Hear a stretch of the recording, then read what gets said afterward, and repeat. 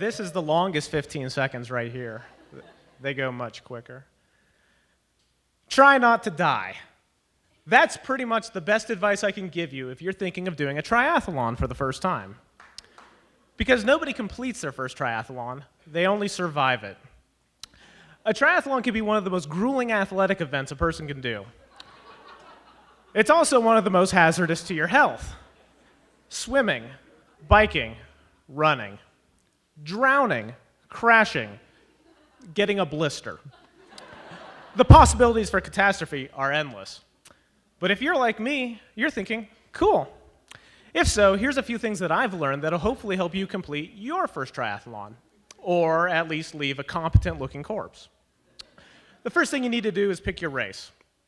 Triathlons come in 4 distances: sprint, Olympic, half Ironman, and Ironman. The Olympic consists of a 1.5-kilometer swim, a 40-kilometer bike ride, and a 10-kilometer run, and gives the beginner the best mix of being short enough to actually be able to finish, but long enough to impress the ladies at Ignite presentations.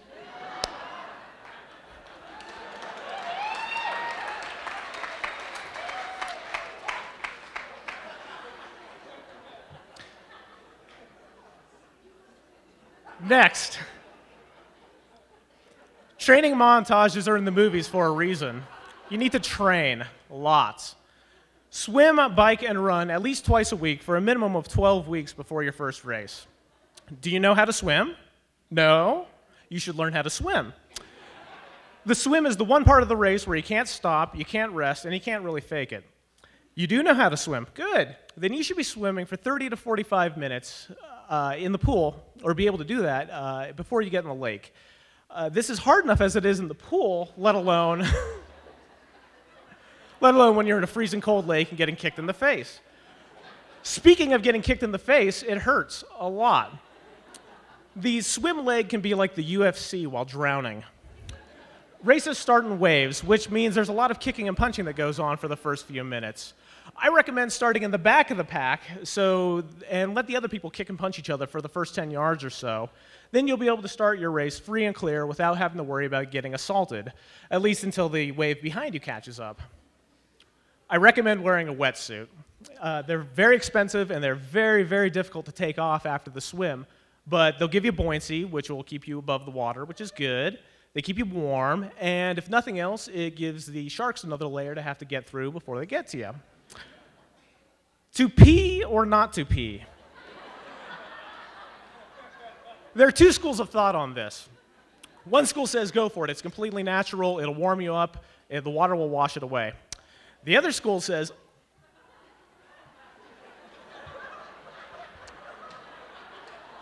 I've done it, it's disgusting, and mentally it's really difficult to convince your brain to piss yourself while also practicing your swim stroke.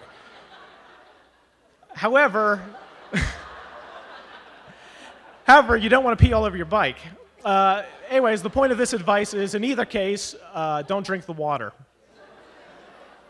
After the swim is the bike leg, which can be both the easiest and the hardest part of the race, depending on if you're going downhill or uphill. One thing you can do to make the downhill more terrifying is to get yourself a pair of clip-on aero bars.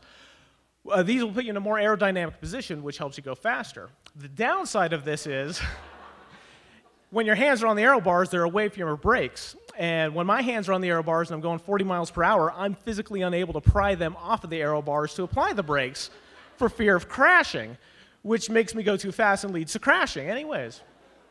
So I would check your speed before you get going. Check your speed before you get going too fast. So you didn't drown and you didn't crash. Good job. Now you got to do the run. You don't want to do the run. The run is possibly the worst part of the race. Ironically, the worst part of the race is sometimes the beginning of the race, when you have to transition from riding as hard as you can for 90 minutes into a run. What's going to happen is your legs lose the ability to support your body weight. Obviously, that can be inconvenient in the middle of a race. I recommend incorporating brick workouts into your routine, which is basically doing a short run after one of your long bike rides. This will give your legs a chance to practice the transition, or if nothing else, give you a chance to practice falling with grace. But let me tell you something. Those 2 or 3 or 4 or 5 or 6 or possibly even 7 hours of back-breaking, mind-numbing, grueling physical activity are eventually going to end. And when they do, you're going to be able to say something that few people will ever get to say. I'm a triathlete, and I'm alive. Barely. Thanks a lot.